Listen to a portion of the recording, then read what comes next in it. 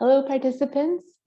Welcome to the N4G. Bonjour à tous, soyez les bienvenus à cet événement parallèle sur les outils de suivi de la qualité de l'alimentation dans les pays. Je m'appelle Diana Carter, j'appartiens à la FAO et c'est un plaisir de modérer cet événement. Présentez-vous sur le chat si vous le souhaitez et notez que vous avez des services d'interprétation à votre disposition. Vous avez un bouton interprétation en bas de votre écran. Vous pouvez donc sélectionner la langue qui vous intéresse. Si vous avez des questions pour notre panel, indiquez-le dans le chat. Et si vous souhaitez poser cette question à une personne spécifique du panel, je vous invite à indiquer aussi son nom devant votre question. Nous allons démarrer maintenant avec Brigitta Roswitha Mills, qui est conseillère politique au ministère fédéral de la coopération économique et du développement en Allemagne. Roswitha, vous avez la parole. Merci. Bonjour de l'Allemagne. Merci à toutes les organisations qui ont organisé cet événement, tout particulièrement la Fondation Rockefeller, la Commission européenne, la FAO, toutes les institutions qui participent, mesdames et messieurs. Merci d'avoir organisé cet événement. C'est un plaisir d'intervenir au nom du ministère fédéral pour la coopération économique et le développement pour le lancement de ce nouvel outil pour le suivi de la qualité de l'alimentation. Nous avons plus de 800 000 personnes dans tout le monde qui sont impactées par la faim. Nous avons la pandémie de Covid, ce qui nous empêche d'avoir cet objectif d'en finir avec la faim d'ici 2030. Nous sommes engagés face à l'agenda 2030 pour le développement durable et nous nous sommes engagés à en finir avec la faim. Les données sont essentielles pour mesurer les progrès et la qualité alimentaire n'est pas reflétée dans les indicateurs des ODD. L'Allemagne, avec l'Union européenne et la FAO, ont soutenu le développement et l'essai de cette échelle MMDW, la diversité alimentaire minimale chez les femmes, un indicateur qui est essentiel pour la réalisation de programmes, l'élaboration de programmes dans le cadre de l'alimentation. Cet indicateur, donc, devra être incorporé aux ODD à l'avenir. Cet indicateur doit capter évidemment les perspectives alimentaires pour les femmes, mais de toute la société et la question de la malnutrition. Le questionnaire nous permet de collecter des données pour des indicateurs avancés sur la qualité de l'alimentation qui est très important. Avec les fonds d'innovation de l'Union européenne, et nous avons financé au BMZ avec l'une de nos agences d'exécution afin de soutenir ce projet global et le développement d'un questionnaire sur la qualité nutritionnelle. Nous avons soutenu la mise à l'épreuve et le développement de ce questionnaire. Et je voudrais féliciter l'Université de Wageningen ainsi que d'autres partenaires qui ont collaboré dans le développement de cet outil. Espérons que cela soit intégré aussi dans un cadre post-ODD.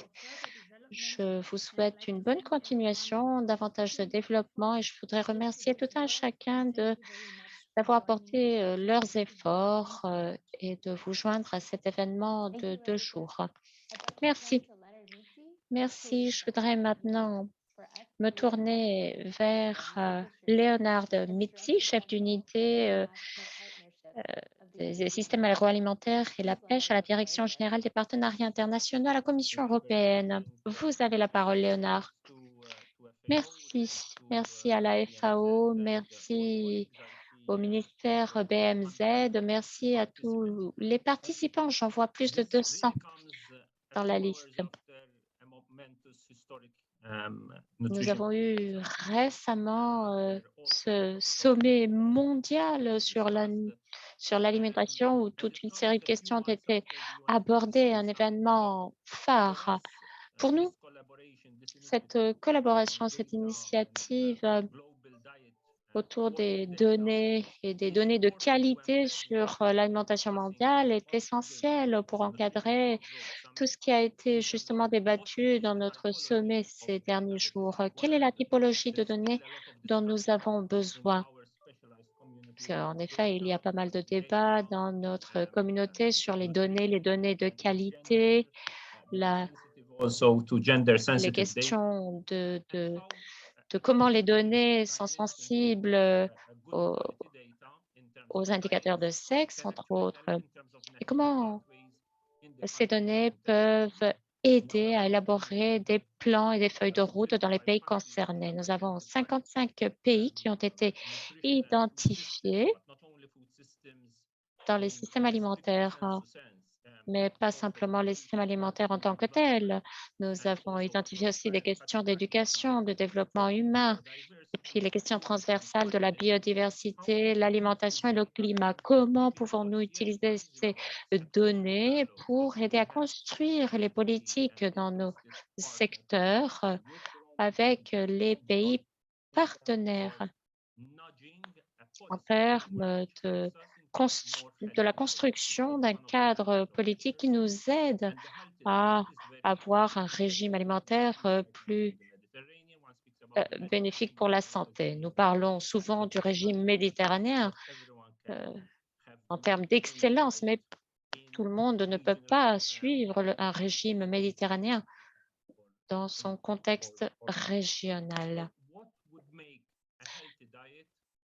De quoi parlons-nous lorsque nous parlons d'un régime de qualité, d'une alimentation de qualité, d'une typologie d'aliments diverses, accessibles, variées, accessibles aussi dans le cadre de la reprise Covid et d'une reprise verte, pour ainsi dire. Malheureusement, le son de l'intervenant se perd à chaque fois qu'il tourne la tête. L'interprète s'excuse. Il nous faut donc travailler de façon transversale sur plusieurs ministères, le ministère de la santé, de la science, de la technologie, de l'alimentation, de l'agriculture, de la pêche, etc. Cela sera énormément utile. Je pense que cela viendra nous aider au niveau à Rome, avec les agences basées à Rome et avec nos pays partenaires. Merci. Merci Léonard, merci Roswitha pour ces remarques d'inauguration. Je voudrais maintenant céder la parole à Anna Hertford, associée de recherche au département de la santé mondiale et de la population à Harvard et chercheuse principale invitée à l'université de Wageningen. Elle va nous présenter les questionnaires sur la qualité de l'alimentation adaptés à chaque pays. Thank you very much, Diana, and to all of the panelists who are joining today and all of the Merci beaucoup, Diana. Merci, chers panélistes, chers participants. Les outils que nous lançons aujourd'hui sont le résultat d'une grande quantité de travail et de la participation d'une équipe très vaste. Et un grand nombre de personnes qui sont ici aujourd'hui avec nous ont participé à la construction de cet instrument. Plus de 800 personnes de par le monde ont collaboré. Donc, je suis particulièrement heureuse de pouvoir célébrer le résultat de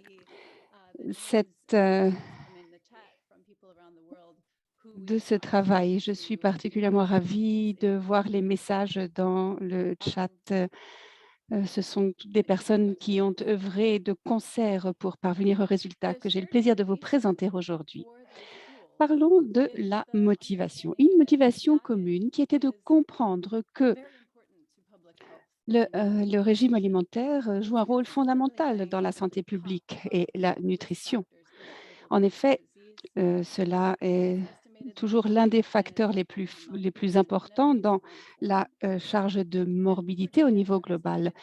Euh, Environ la moitié de la planète souffre encore de malnutrition, au moins dans une forme, et des mauvais régimes alimentaires coûtent jusqu'à 3,5 milliers de milliards par an globalement.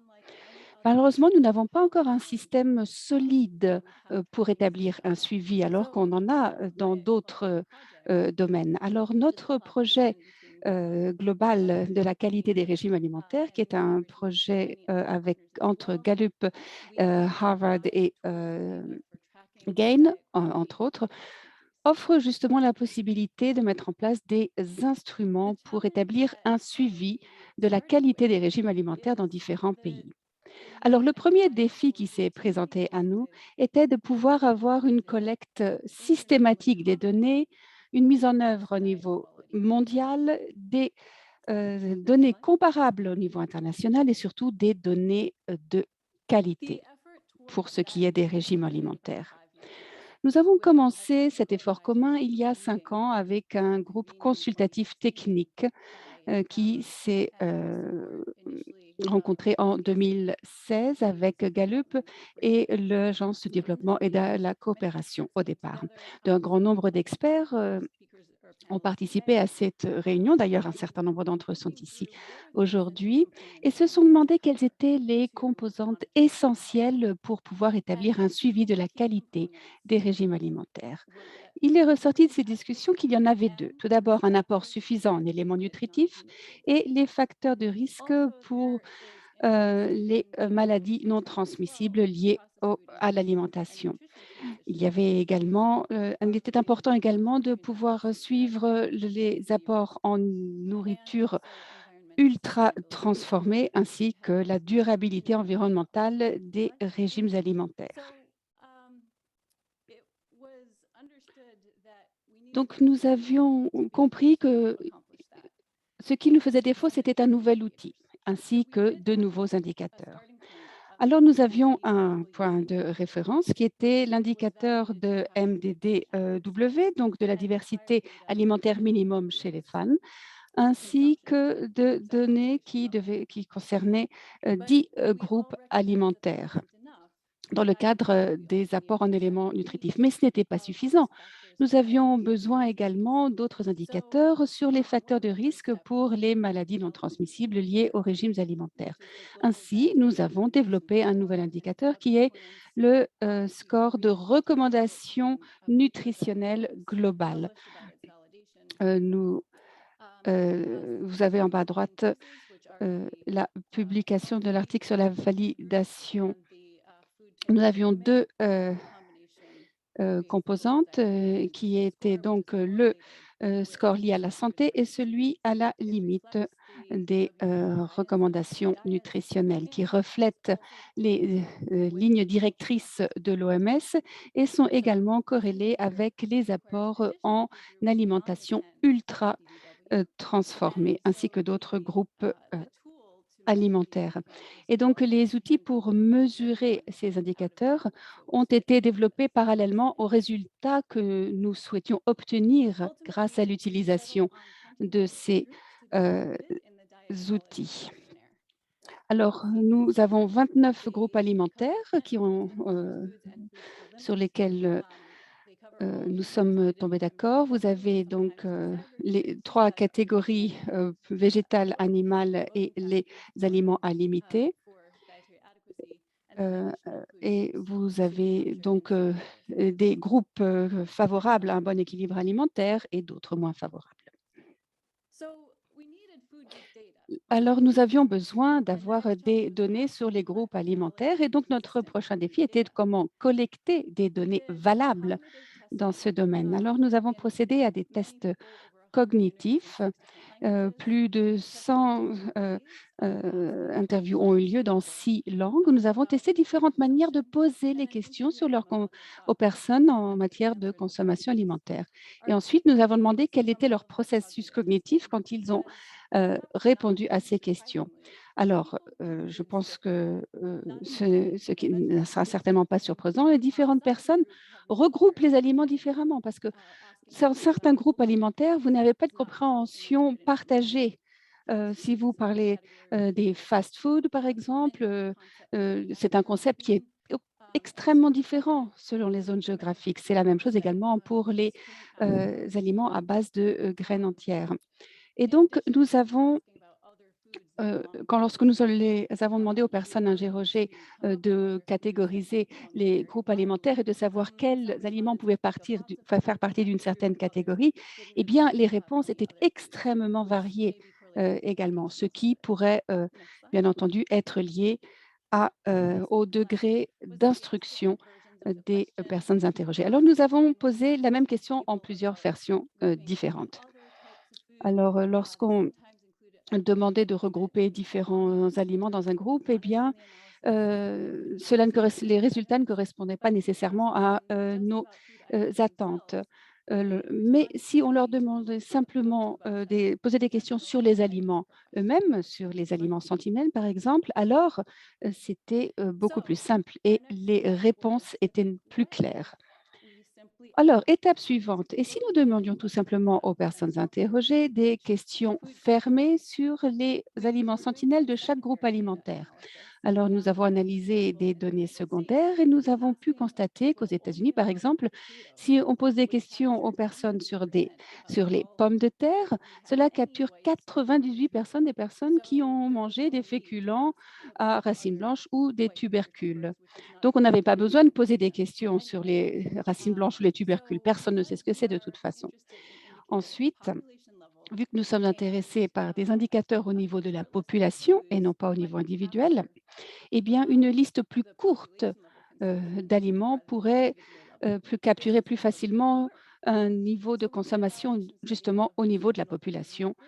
Et, et donc, nous avons validé la méthode de l'aliment sentinelle en Chine, au Brésil, en Éthiopie, au Mexique et aux États-Unis. Alors ici, vous avez une illustration des premiers résultats de la validation de la sélection des aliments sentinelles en Chine. Ce sont mes collègues de l'Université de Pékin qui ont mené cette enquête et nous pouvons constater ici que les aliments sentinelles capturent plus de 95% des personnes qui consomment un aliment dans le groupe alimentaire. Là, vous pouvez le voir, donc, dans pratiquement toutes les provinces, dans la plupart des cas. Dans la plupart des cas, nous n'avions besoin finalement que de 4 ou 7 aliments sentinelles pour pouvoir capturer plus de 95% des personnes qui consommaient ce type d'aliments. C'était un petit peu plus pour les légumes à feuilles vert foncé et d'autres fruits. Alors ici, les résultats que je vous présente sont des résultats qui proviennent de Chine, mais nous avons obtenu des résultats similaires dans tous les pays où une analyse de validation a été menée. Ensuite, nous avons procédé à une validation du questionnaire complet par rapport aux méthodes standards dans 3 pays. euh, a été validé par rapport à une enquête à passage multiple quantitative dans 3 pays et nous avons pu constater que les résultats étaient extrêmement similaires. En moyenne, il n'y avait qu'une différence de 3 points de pourcentage entre les méthodes pour ce qui est de l'identification des groupes alimentaires et de la consommation de ces produits. Et les différences les scores de qualité des régimes alimentaires entre les 2 méthodes étaient pratiquement insignifiantes. Il était important pour nous également de savoir si cette méthode allait fonctionner une fois qu'elle serait mise à l'échelle. Donc, nous avons inséré le questionnaire dans le Gallup World Poll. Et nous avons pu constater qu'il fallait environ 4 à 6 minutes pour poser toutes les questions du questionnaire. Il n'y avait pas d'autres problèmes de mise en œuvre qui a été identifié. En effet, le questionnaire a été écrit afin que tous les enquêteurs puissent le lire de la même manière à chaque fois. Donc, on ne pose pas de questions en dehors des de ce qui est écrit et nos enquêteurs ont pu nous dire que généralement le questionnaire était très bien compris et qu'il n'y avait pas de problème de mise en œuvre. Donc ici, nous sommes parvenus à minimiser la charge pour les personnes interrogées et les enquêteurs tout en obtenant des données fiables et précises. Nous avions donc un instrument de validation, mais nous devions identifier des aliments sentinelles pour chaque pays. Et c'est là que qu'il faut vraiment parler d'équipe parce qu'un grand nombre de pays, de personnes ont contribué à l'identification des aliments sentinelles. Je pense d'ailleurs que vous allez sûrement reconnaître certains des visages que vous voyez à l'écran. Il s'agit de toute l'équipe d'adaptation qui a vraiment travaillé, je dirais presque jour et nuit, afin de s'assurer que les voix de chacun soient entendues et qui ont incorporé tous les retours des informants clés qui étaient au nombre de 750 dans 104 pays. Et cela a permis donc d'identifier les aliments sentinelles dans tous ces pays. Nous avons organisé donc ces enquêtes.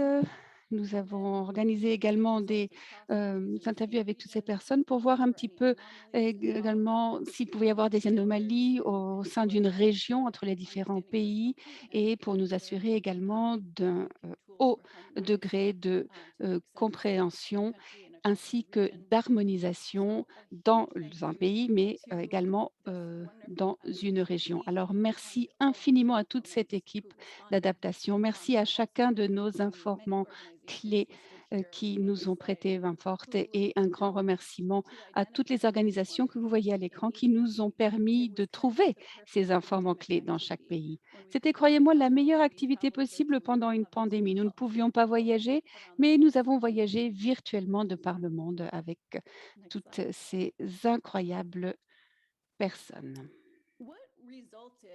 Alors, qu'en est-il ressorti? Alors, des outils pour le questionnaire, mais également une ethnographie globale des espèces et des aliments consommés de par le globe. Alors, nous avons pu constater quels étaient les plus communément consommés, mais également quels étaient leurs noms et comment ils étaient compris dans les différents pays. Merci à la Rockefeller Foundation qui a créé une carte de la manière dont les différents aliments sont identifiés dans les différents pays. Ici, par exemple, vous voyez deux exemples de deux questionnaires afin de mieux comprendre comment nous prenons en compte les différences et les spécificités entre pays. Alors, dans chaque pays, en effet, les questions reflètent les aliments les plus communs. Alors, si vous êtes de l'un de ces pays, les aliments vont vous paraître tout à fait évidents, bien entendu.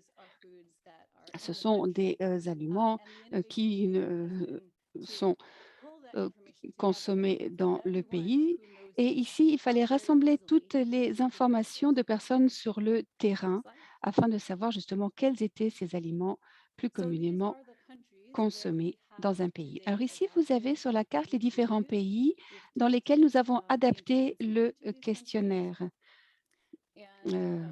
Donc chacun de ces pays est en bleu. Nous aimerions que le monde entier soit en bleu, bien entendu, et j'espère que nous parviendrons rapidement à augmenter le nombre de pays pour lesquels le questionnaire a été adapté. Alors ici, c'est la disponibilité de données nationales qui sont collectées par le Gallup World Poll, et vous voyez ici en bleu foncé. Donc, ce sont des données qui représentent ce qui se passe dans les différents pays et auxquels nous devrions avoir accès d'ici 2022 ou au courant de l'année prochaine. Alors, si vous avez des questions ou vous êtes curieux de savoir comment fonctionnent ces outils, vous pouvez aller sur le site que vous voyez à l'écran, dietquality.org.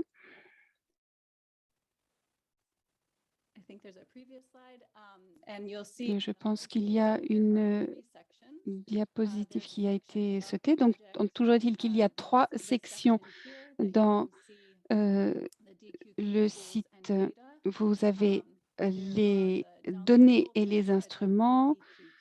Vous pouvez télécharger également les questionnaires adaptés par pays. Apparemment, il peut y avoir quelques problèmes techniques, on m'a dit, avec certains liens. Alors ne vous inquiétez pas si vous ne voyez pas votre pays ou si le questionnaire n'apparaît pas.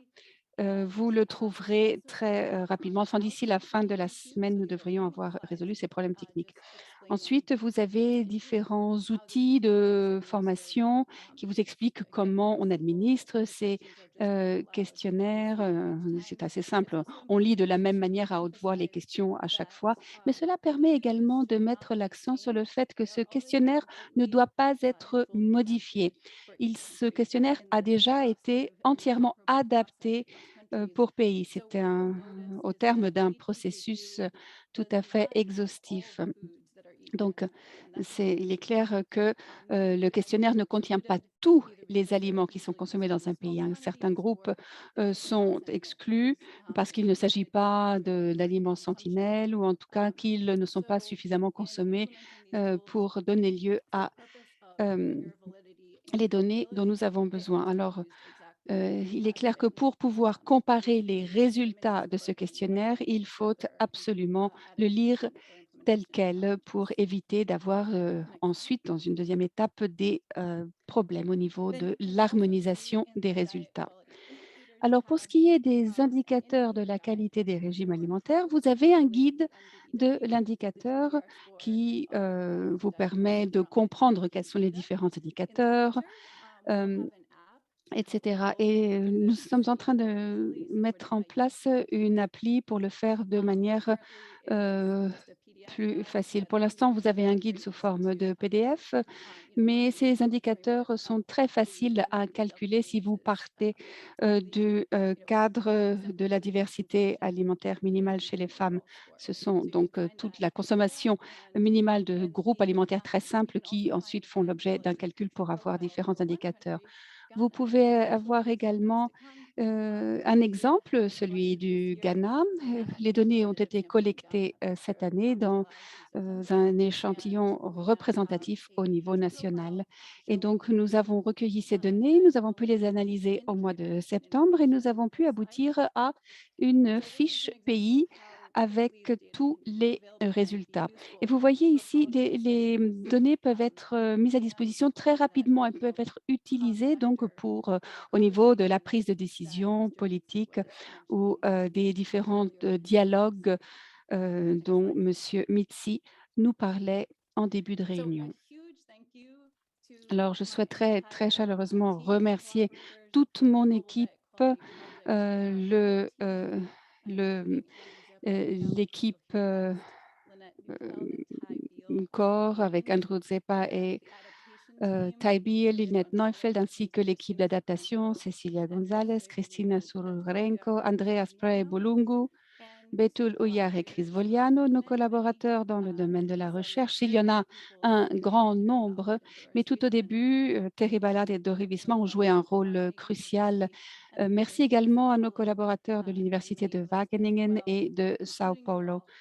Et bien entendu, un grand nombre d'autres personnes que je n'ai pas le temps de mentionner maintenant. Certains d'entre vous sont là, vous vous reconnaîtrez. Enfin, et non des moindres, un grand merci à tous nos donateurs. Je peux vous assurer qu'il aurait été absolument impossible de réaliser notre vision sans votre soutien. Alors, merci infiniment. Et Diana, je vous repasse le micro. Merci Roswitha. Dans le chat, on nous demande de partager cette présentation. Nous le ferons. Nous allons passer maintenant à deux collègues qui vont nous parler de l'application de questionnaire multi-questions. Tout d'abord, je voudrais vous présenter Andrew. Je voudrais pas. Bonjour. Et merci tout d'abord, je voudrais remercier toutes les personnes qui ont collaboré. Ça a été un projet de 5 ans et c'est vraiment un plaisir de voir à quel point nous avons des résultats maintenant. Nous avons maintenant cette approche où nous devrions étudier tout un chacun dans le monde.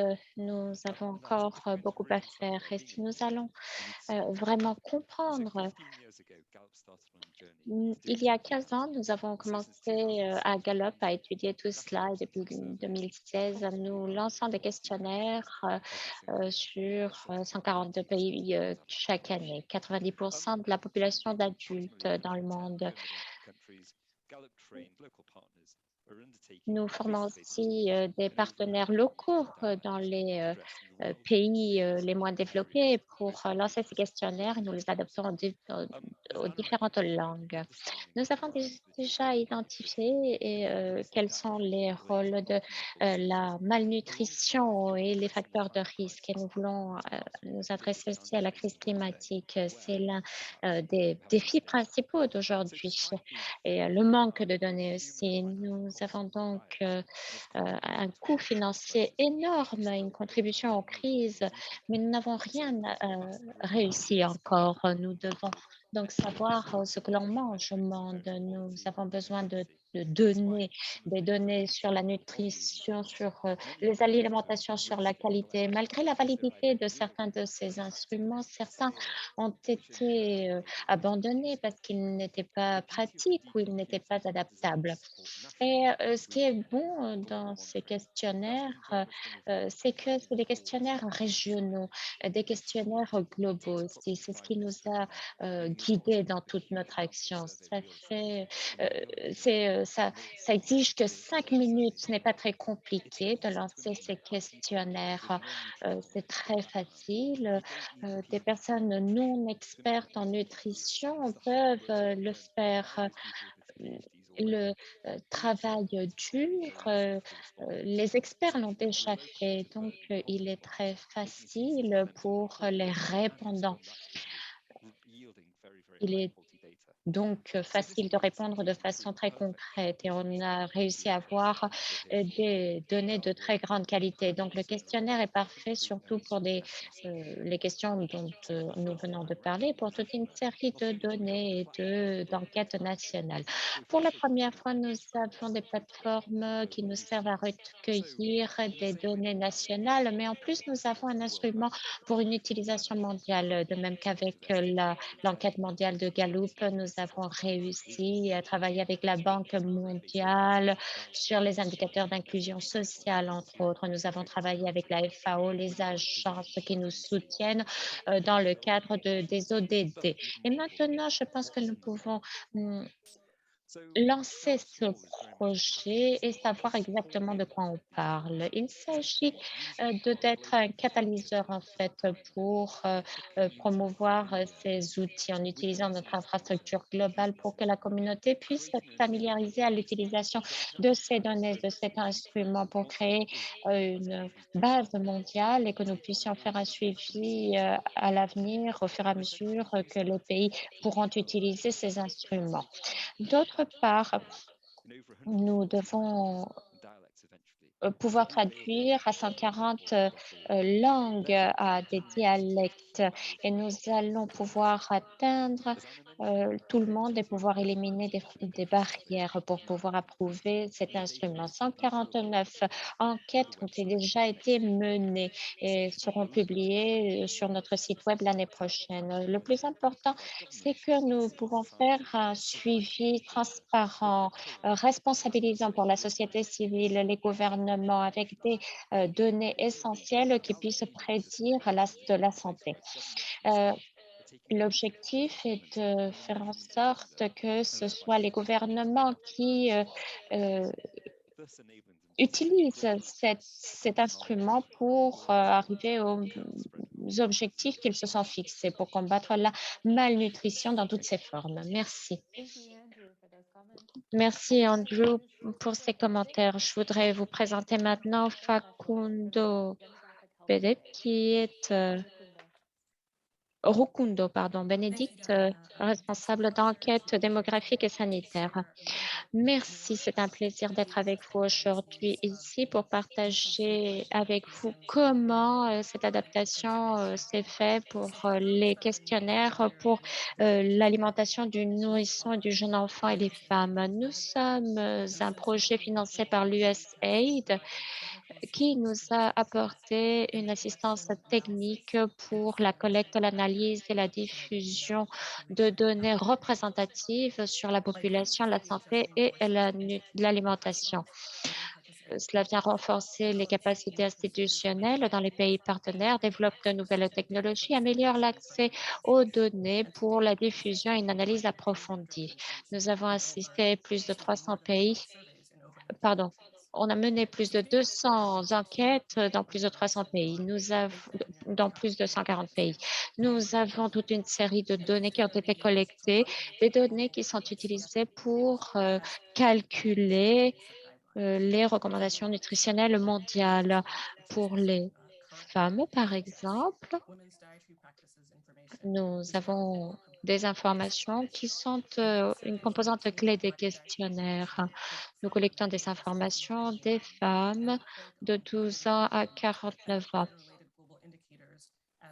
Et nous avons les indicateurs GDR, les recommandations nutritionnelles mondiales. Pour chacun des questionnaires, nous avons plusieurs sections qui sont adaptées au contexte local et en même temps maintenant une comparabilité interpays.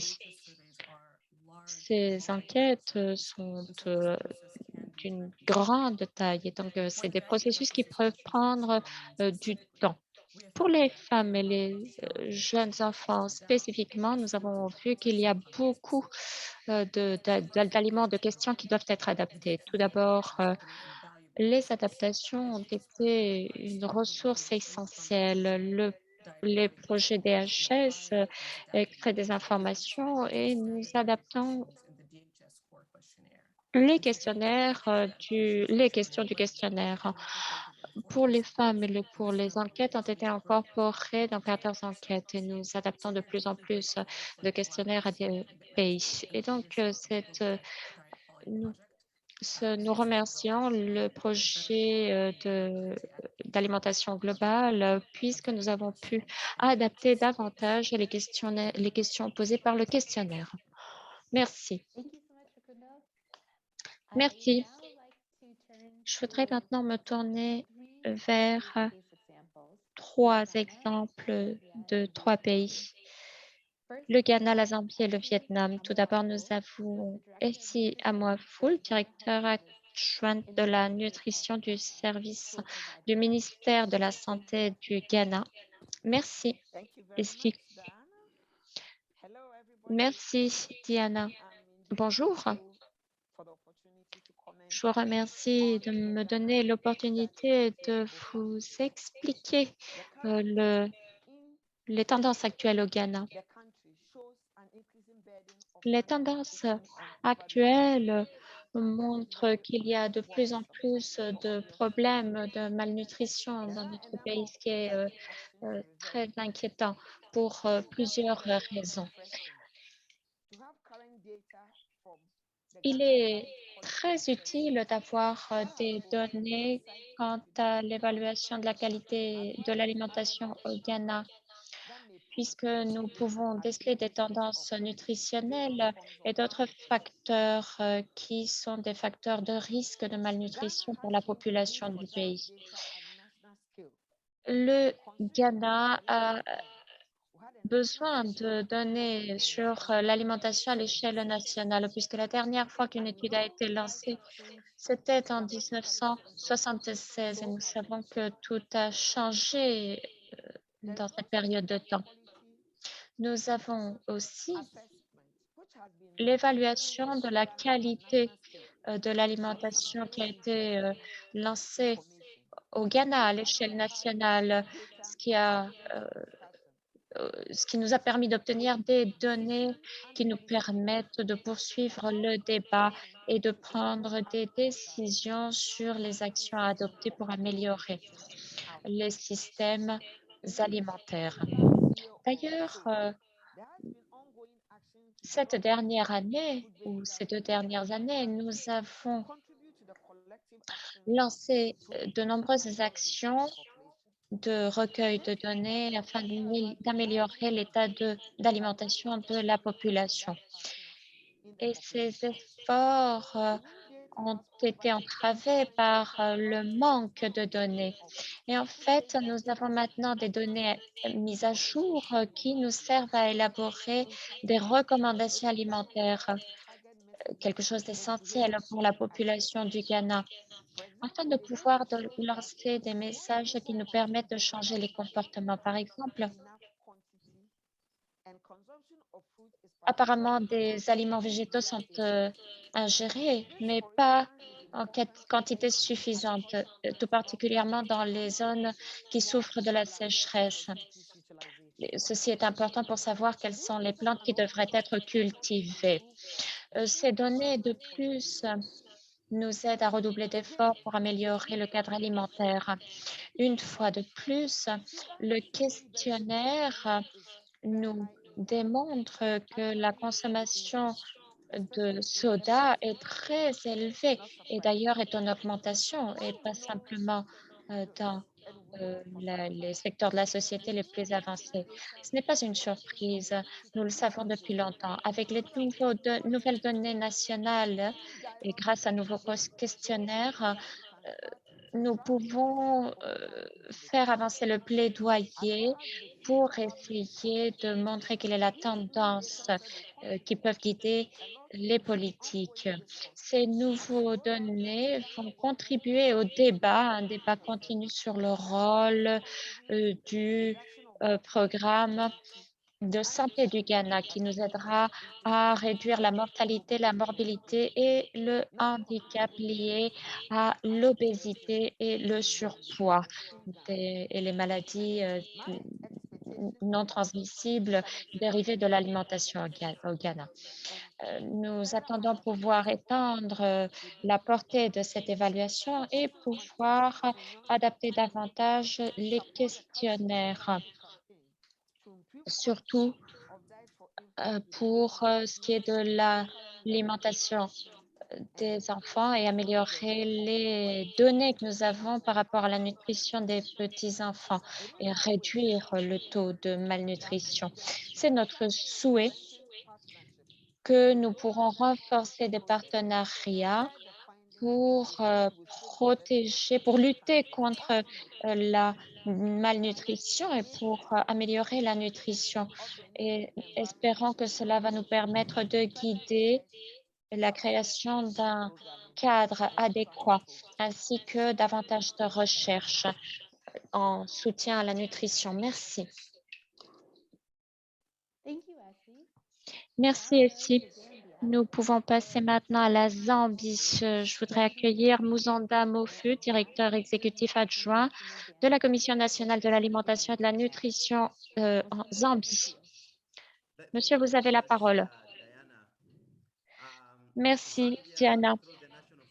La Zambie, via la Commission nationale de l'alimentation et de la nutrition, se complaît de pouvoir disposer de ces outils pour la jeunesse. C'était très important pour nous en Zambie. Mes collègues dans la Commission nationale de l'alimentation et de la nutrition ont participé au processus d'adaptation de ces questionnaires en Zambie. C'est en effet très important pour nous.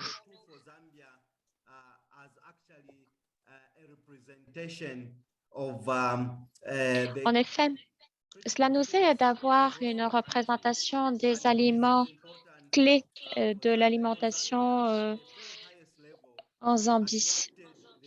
À très haut niveau, nous avons adopté l'indicateur MMDW en 2018 pour la population la plus jeune, et tout particulièrement parce qu'il nous fallait un indicateur qui nous serve à faire un suivi de la qualité de l'alimentation, surtout chez les femmes. Et donc, le gouvernement au plus haut niveau a décidé d'adopter cet indicateur MMDW afin que les mesures politiques puissent être élaborées pour soutenir les aliments clés de notre pays. Cela a aidé le pays parce que certains produits n'étaient pas du tout consommés ou très peu.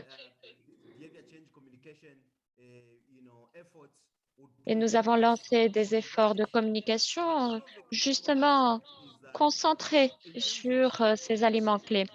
Quant à la collecte de données, cet indicateur MMDW exige une formation intense afin de minimiser les erreurs au maximum et nous assurer que les données sont de la plus grande qualité et nous permettent de bien décrire les caractéristiques de la population afin de pouvoir concevoir des programmes adaptés et des politiques adaptées. Le processus d'adaptation, lors du processus d'adaptation, nous avons observé que le questionnaire est beaucoup plus simple et peut beaucoup nous aider. En effet, nous avons inclus l'MDD dans 2 enquêtes principales et nous avons constaté à quel point des efforts doivent être déployés afin de nous assurer que des données de qualité sont collectées. Parce qu'en effet, vous devez collecter, vous devez utiliser des personnes expertes qui puissent poser les questions adéquates et vous devez les former. Nous espérons maintenant que les questionnaires nous aideront à faire des économies de temps aussi avec l'introduction de cet indicateur MMDW. Nous espérons donc que notre pays sera capable de collecter des données de plus grande qualité pour nous aider à concevoir des politiques plus ciblées. Vous savez que la Zambie est un pays qui se concentre sur la qualité de la nutrition pour les femmes tout particulièrement, mais nous observons certains phénomènes comme l'obésité. Ce questionnaire nous aidera à nous assurer que la nutrition soit adéquate pour toute notre population. Anna, Tim, nous sommes reconnaissants du travail réalisé. L'année prochaine, j'espère que nous pourrons inclure tout cela dans la nouvelle enquête. Nous espérons pouvoir collecter donc ces données de façon plus rapide et plus directe. Ceci doit nous aider, beaucoup nous aider. Alors, merci à toutes les personnes qui ont collaboré à cette initiative. Nous devons continuer de débattre de ces questions. Il nous faut en effet améliorer l'alimentation des femmes et de toute la population globalement. Merci et félicitations. Merci. Merci d'avoir partagé cette expérience. Je passe maintenant au Vietnam où nous avons le chef du département de la nutrition communautaire à l'Institut national de la nutrition du Vietnam qui souhaite intervenir maintenant. À vous. Thank you, Diana. Hello, everyone. First of all, Merci, Diana. Bonjour à tous. I'm very happy to join this important launch of Je suis and, très heureuse de pouvoir participer à cette réunion sur le questionnaire. Et il s'agit d'un projet de qualité qui a été développé, validé et qui propose maintenant des outils inestimables pour comprendre ce qui se passe dans les pays. En effet, nous savons que les régimes alimentaires sont des composantes clés de la nutrition et la sous-nutrition et la surnutrition sont directement liées à un grand nombre de maladies chroniques qui sont désormais prévalentes. Tout cela est lié au régime alimentaire de par le globe. Le problème, c'est que nous n'avions pas les moyens de collecter les bonnes données jusqu'à présent. Nous avions des rappels à 24 heures, mais qui sont très difficiles à mettre en œuvre et très coûteux également. Les pays à revenus faibles intermédiaires ne pouvaient pas toujours les mettre en œuvre.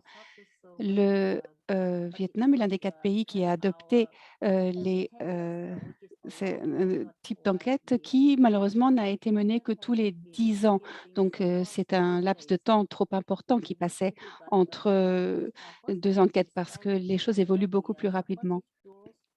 Nous nous, avons développé également des outils fort intéressants à différents niveaux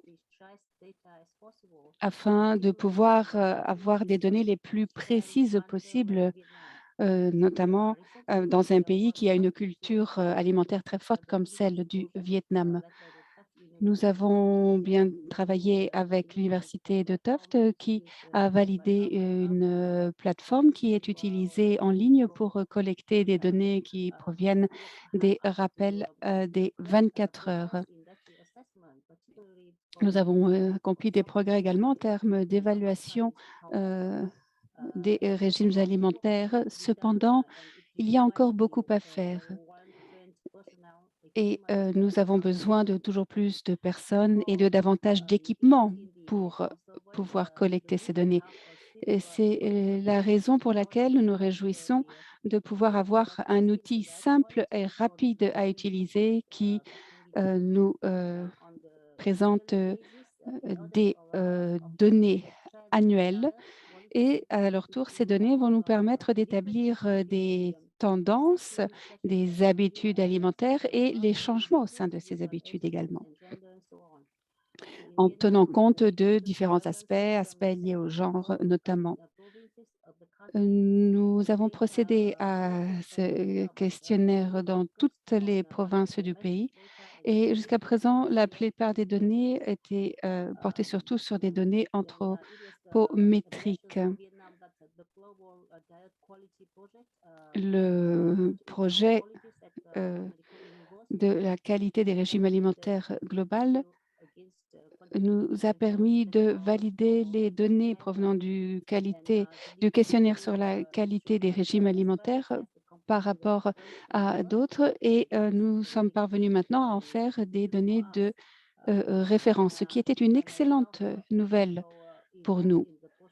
J'étais personnellement impliquée dans le processus de validation des questionnaires pour le Vietnam et je suis persuadée qu'il s'agit d'un excellent outil pour notre contexte. En effet, il ne prend que 5 minutes et nous disposons également d'une liste des aliments qui sont les plus fréquemment consommés dans notre pays. Et donc, c'est très facile à faire. Il y a un bon rapport qui s'installe entre les enquêteurs et les personnes interrogées et surtout cela aboutit à des données qui peuvent être recueillies de manière plus fréquente et plus régulière. Ce questionnaire a permis également d'avoir des données liées non seulement à la malnutrition, mais également à la surnutrition et au lien entre elles et les maladies non transmissibles au Vietnam et dans d'autres pays. Et donc, je pense qu'il s'agit vraiment d'un outil de suivi extrêmement utile pour un pays comme le nôtre. Et je pense que les données qui ressortent de ce questionnaire sont indispensables au niveau de la prise de décision politique dans nos pays.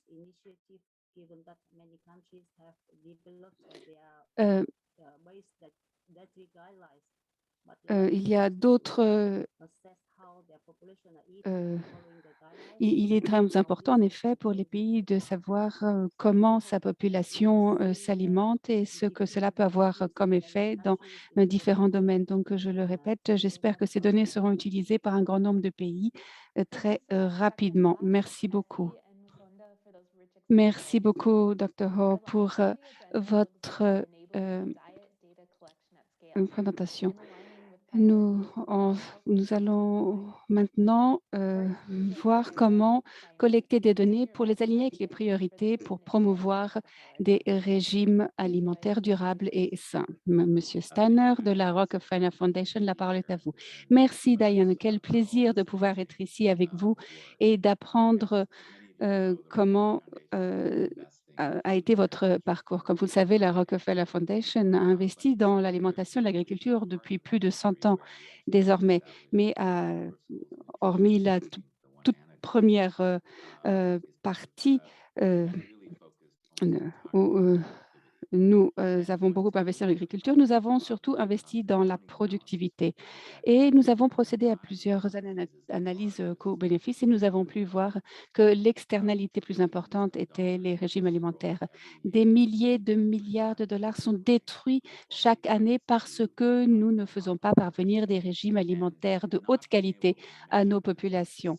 Et ne pas pouvoir mesurer l'entité de ceci était un problème constant. C'est pour cela que je souhaite véritablement féliciter tous ceux d'entre vous qui ont contribué à mon avis, cette nouvelle ère de la science de la nutrition pour le monde. Ce sont des résultats qui sont extrêmement enthousiasmants. Je suis par ailleurs également enthousiaste quand je vois tous les efforts complémentaires qui ont été accomplis pour faire avancer encore la nutrition, notamment la table périodique des alimentaires et la spectrométrie de masse qui permet de mettre en place des manières normalisées pour mesurer des milliers de composants sur différents aliments qui seront ensuite reliés à la carte mondiale des aliments. Et donc, nous allons comprendre maintenant ce qu'il en est, même en tenant compte de la diversité des régimes alimentaires de par le monde. Nous avions différents indices tels que le score mondial des repas, ainsi que les différents outils de la FAO et d'autres, par exemple, qui sont tous alignés, mais je pense que ce nouvel outil dont nous disposons désormais est absolument enthousiasmant pour chacun d'entre nous. Merci beaucoup, Roy. Je voudrais maintenant vous présenter Nancy Aborto, qui est vice-directrice de la nutrition à la FAO à Rome. Merci beaucoup. Diana, je souhaiterais tout d'abord féliciter le gouvernement du Japon d'avoir si bien organisé ce sommet. Et merci également pour cette vision qui nous permet aujourd'hui d'être ici et de parler de ce questionnaire. Alors, le point de convergence pour chacun d'entre nous est sans doute le fait que des régimes alimentaires sains sont la base des systèmes alimentaires pour aujourd'hui et à l'avenir. Et je pense que vous n'êtes pas sans savoir que nous avons une responsabilité spéciale pour appuyer justement les pays dans ce domaine. Les données sur la composition alimentaire, sur les apports nutritionnels, etc., sont vraiment au cœur de ce que nous faisons ici à la FAO en termes de nutrition. C'est la raison pour laquelle nous nous réjouissons de l'intérêt qui est porté aux données au niveau national, régional, global et local. Ce focus intensifié a également souligné les lacunes qui persistent encore dans nos connaissances. Et alors que ce type de données est absolument fondamental pour nous pour comprendre tous les risques posés par la malnutrition et les maladies chroniques liées à l'alimentation. Elles sont également critiques pour avoir des informations sur comment procéder vers une meilleure nutrition, mais également pour informer les décisions au niveau politique dans les différents pays. Et plus nous en apprenons des systèmes alimentaires, plus nous en apprenons sur les système qui en dérive, plus nous pourrons faire des pas vers la durabilité de nos régimes alimentaires. Alors, il est vrai que nous ne possédions pas d'informations systématiques sur les apports des régimes alimentaires, notamment dans les pays à faible et moyen revenu. Et donc, je suis particulièrement reconnaissante à vous tous de avoir enfin comblé cette lacune. Nous avons tenté de vous apporter tout le soutien que nous pouvons pouvions dans votre projet. Alors, Diana, si vous le permettiez, je voudrais souligner 3 exemples concrets de ce que fait la FAO dans ce domaine. Alors, tout d'abord, c'est l'outil de composition mondiale de l'OMS et de la FAO, qui est une plateforme qui recueille des données des différentes enquêtes individuelles dans les différents pays. Nous avons des données sur les apports des régimes alimentaires qui nous permet d'informer également les évaluations de risque en termes d'insécurité alimentaire et d'autres analyses de risque. Nous avons travaillé également avec les pays afin de renforcer leur capacité pour interagir avec cette plateforme, tant dans la collecte que dans la gestion de ces données, notamment en termes d'outils pour la prise de décision politique. Mais la gestion de ce type de données est très coûteuse et extrêmement complexe. C'est la raison pour laquelle nous œuvrons également afin de pouvoir apporter notre soutien à ces mesures complémentaires. Une deuxième initiative était justement notre appui était l'indicateur MDDW, donc de la diversité alimentaire minimum chez les femmes, qui est maintenant un indicateur proxy pour l'apport de micronutriments. Nous avons publié également un manuel sur les mesures afin de faciliter justement la collecte des données et surtout l'utilisation de ces données de par le monde. Cet indicateur MDDW ne capture finalement qu'un aspect de la qualité des régimes alimentaires. Et donc, nous voulions appuyer également l'évolution de cet indicateur et y ajouter d'autres mesures afin d'avoir des informations plus holistiques dans ce domaine. Enfin, notre troisième initiative est relativement nouvelle et porte sur le concept de durabilité qui est assez nouveau. En effet, une transformation des régimes en régimes alimentaires plus sains est un problème d'aujourd'hui, un problème de demain également, mais surtout, il est important d'avoir accès à des données qui portent à la fois sur les régimes alimentaires et sur la durabilité. Donc, en 2019, avec nos collègues de l'OMS, nous avons établi des principes d'orientation, principes directeurs sur ces indicateurs afin qu'ils puissent correspondre aux indicateurs en matière de durabilité. Nous avons appuyé également à la collecte des différentes données afin d'avoir des éléments à être reliés donc, dans une deuxième étape. Donc, il est clair que nous avons vraiment besoin d'un grand nombre de données, des données fortes et robustes dans différents domaines. Il est très important d'avoir également des données le plus possible en temps réel. Mais n'oublions pas que ces données ne sont que certains outils dans notre boîte à outils et nous espérons avoir accès à d'autres outils qui nous permettront de faire une vraie différence dans la nutrition. Merci. Merci beaucoup. Francesco Branca, vous êtes directeur de la nutrition et de la sécurité alimentaire à l'OMS. Francesco, la parole est à vous. Merci beaucoup, Diana. Bonjour et bonsoir à tous. Je suis ravie de pouvoir me trouver parmi vous aujourd'hui parce que l'OMS a toujours souhaité avoir un indicateur sur l'impact de toutes les interventions qui ont pour objectif l'amélioration des régimes alimentaires. Il est important d'avoir justement un objectif qui soit ensuite relié à l'objectif de développement durable. Nous avons également des objectifs programmatiques internes à l'OMS qui bénéficieront sans aucun doute de ce type d'indicateur. Donc, lorsqu'on nous a demandé, lorsque Harvard et Gallup nous a demandé de participer à la première réunion de validation, nous nous sommes vraiment réjouis de voir que les actions avaient été enclenchées. Et nous avons souhaité contribuer également avec l'adaptation locale. En effet, il est vrai que nous souffrons d'un manque de données et tous les efforts qui sont fournis pour compiler des données, des statistiques, finalement font face à un défi qu'il n'y a que des sous-ensembles de données qui décrivent une situation dans les pays à haut revenu et revenus intermédiaires. Et donc, nous disposons maintenant d'un nouvel outil qui, à notre avis, est un outil fort intéressant, extrêmement utile et très pratique. De plus, nous apprécions tout ce qui a été accompli dans l'utilisation de ces données. L'OMS et l'UNICEF ont mis en place un groupe consultatif technique sur le suivi des données en matière de régime alimentaire.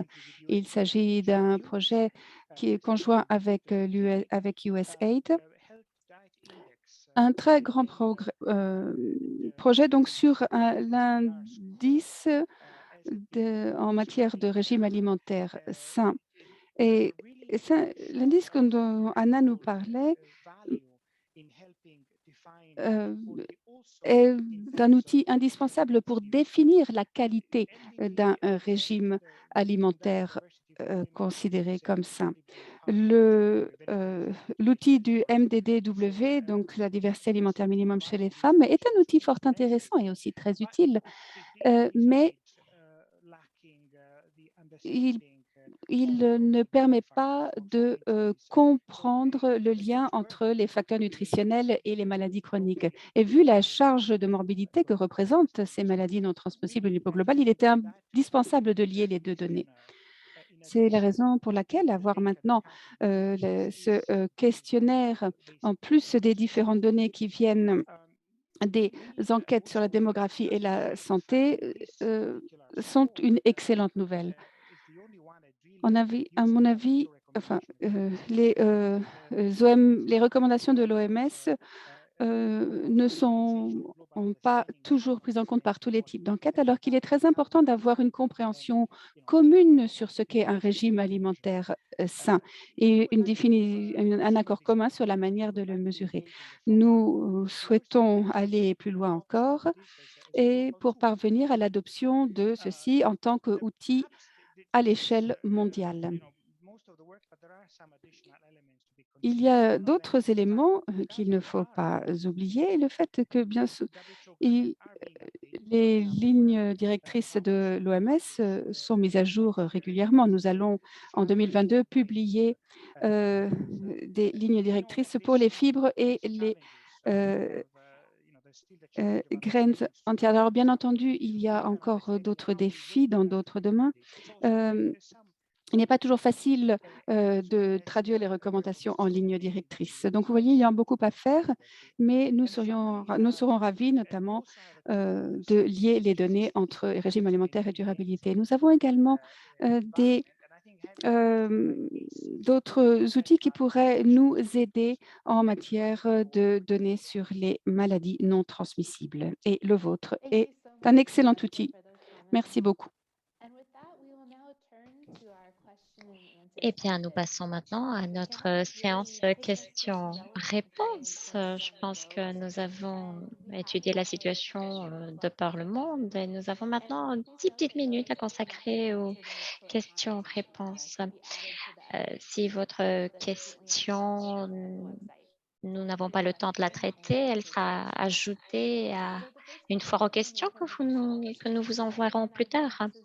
La première question est: quelles seraient les implications de seulement poser des questions par rapport à hier? Est-ce qu'il y aurait un biais? Est-ce que les aliments sentinelles seraient considérés? Anna. Merci. Étant donné que nous utilisons ces indicateurs pour une analyse à l'échelle de la population des tendances alimentaires, nous pouvons utiliser ces dernières 24 heures pour identifier des modes d'alimentation de la population générale. Ce ne serait pas utile au niveau de l'individu où il faudrait capturer les données individuelles par rapport à la consommation d'aliments, mais à l'échelle de la population, nous pouvons utiliser ces 24 heures préalables pour comprendre le niveau de la population. C'est d'ailleurs la façon dont l'indicateur MMDW a été conçu. Merci. Merci, Anna. Nous passons à une autre question. Est-ce que vous avez prévu mettre à jour périodiquement les aliments sentinelles? Est-ce que cela serait nécessaire ou pas du tout pour la longue durée? Je crois que c'est une question pour vous aussi. Oui, je pense que c'est très utile comme question. C'est très bien de poser cette question à long terme. Peut-être à l'avenir, devrions revoir les aliments sentinelles, mais nous pensons qu'elles sont valables pendant un certain nombre d'années. Surtout sachant comment les pays collectent les données quant au prix des produits alimentaires et quant à l'alimentation de leur pays, où ces données sont mises à jour tous les 5-10 ans pour refléter les changements des modes d'alimentation et des régimes alimentaires. Alors, à l'avenir, peut-être nous devrons réviser cela, mais pour l'instant, nous ne nous attendons pas à un changement rapide et brusque des tendances alimentaires et donc des aliments sentinelles. Merci, Anna. Quant aux aliments autochtones qui ne sont pas très utilisés, est-ce que vous avez considéré aussi ce type d'aliments? La personne qui a posé la question apprécie que l'enquête est rapide et cela est positif, mais elle s'inquiète de cette utilisation des aliments autochtones et le fait que si on ne les étudie pas, cela va les faire plus facilement oubliables, disons.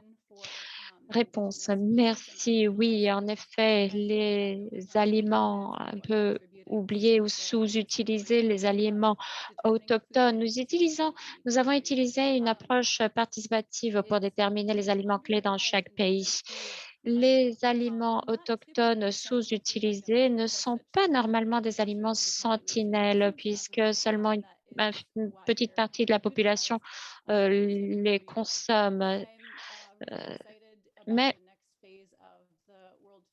je regarde déjà vers la prochaine phase de notre action avec la Fondation Rockefeller, où il y a des données chimiques et de composition alimentaire des aliments autochtones sous-utilisés qui seront ajoutés à d'autres enquêtes. D'autres aliments donc consommés dans un pays seront considérés, même s'ils ne sont pas considérés aliments sentinelles dans ce pays particulier.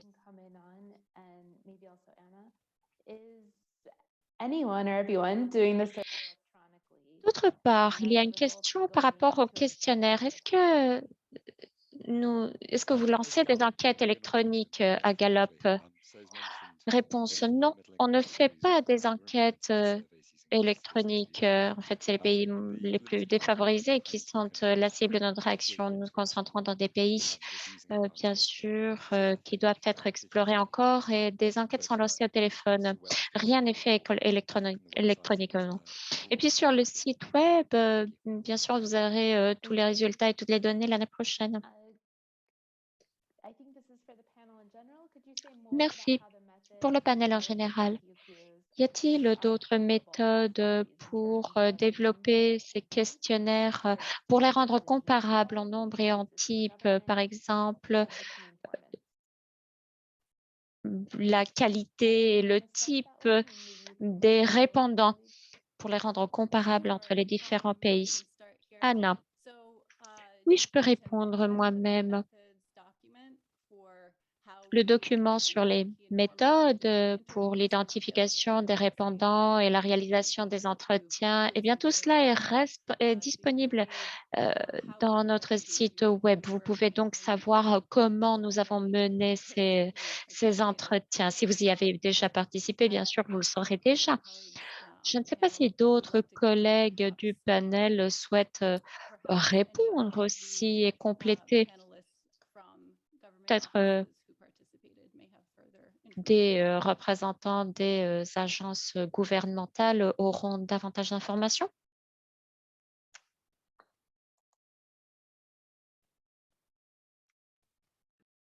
Anyone else to weigh in on that one?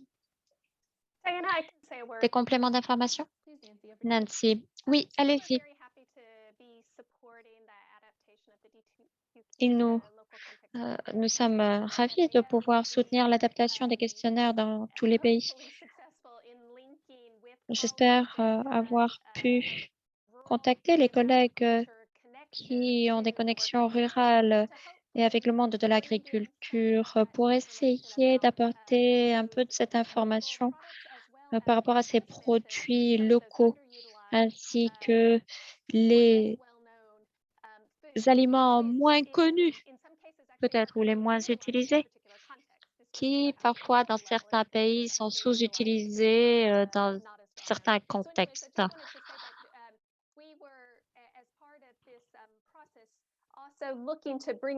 Dans ce processus, nous voulions aussi construire un ensemble très robuste de répondants comme faisant partie de ce processus. Merci. Merci, Nancy. Si vous avez encore des commentaires, vous pouvez écrire dans le chat. Est-ce que le guide inclut aussi des indicateurs pour le guide de l'UNICEF 2021? Merci. En fait, nous avons adapté les outils pour l'alimentation du nourrisson et du jeune enfant, ces questions aussi, sauf que ces questions ne sont pas encore dans le site web.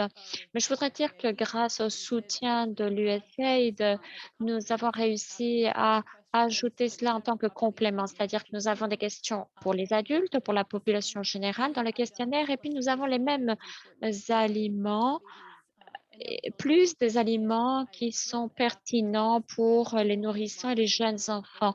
Et c'est une adaptation qui a été réalisée avec l'OMS et l'UNICEF, avec leurs indicateurs aussi. Donc, il s'agit d'une adaptation de la méthodologie pour les adultes et pour les nourrissons et les jeunes enfants.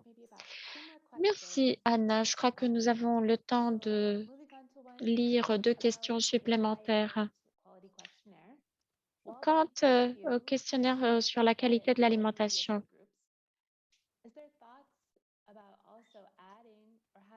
est-il envisagé d'ajouter une section qui indique le nombre de repas consommés par jour et les collations? Comment pourrait-on considérer cet élément? Je peux moi-même répondre. C'est l'occasion de vous dire que le questionnaire ne collecte pas ce type d'informations. Mais il y a peut-être des utilisateurs qui souhaiteraient avoir d'autres informations par rapport aux régimes alimentaires autres que les informations collectées par les questionnaires. Et donc, si vous souhaitez collecter davantage d'informations, le nombre de repas consommés par jour ou la quantité d'aliments consommés par jour ou tout type d'informations autres que ces questions incorporées au questionnaire, eh bien, vous pouvez ajouter ces questions à votre questionnaire. Et donc, télécharger le questionnaire tel qu'il est, et puis ajouter les questions qui vous intéressent par rapport au sujet et aux questions qui vous intéressent.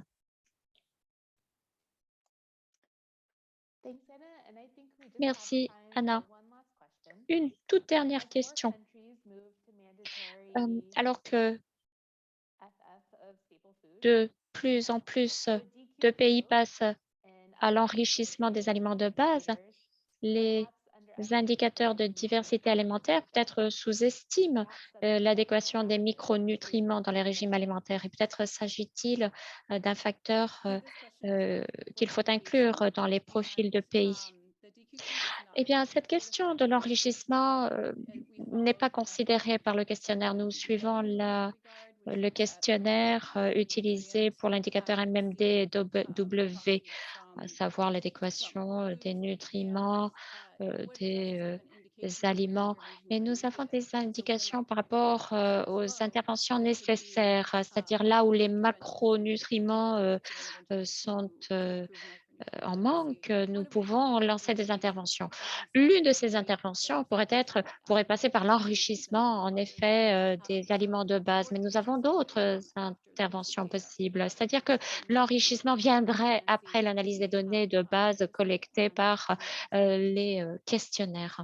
C'est tout ce que j'ai à dire là-dessus. Actually, from my perspective, I think you've captured it, Anna. Thank you. Je pense que vous avez très bien répondu, Anna. Je n'ai rien à ajouter. Merci. Eh bien, merci à tous les participants, tout particulièrement aux intervenants. Merci de nous avoir consacré votre temps, votre enthousiasme et vos connaissances. Nous espérons pouvoir poursuivre ce débat important. N'hésitez pas à visiter notre site web où vous pourrez avoir une réponse aux questions qui n'ont pas pu être abordées aujourd'hui. Merci et bonne journée à tous. Thank you. Bye. Bye. Thank you.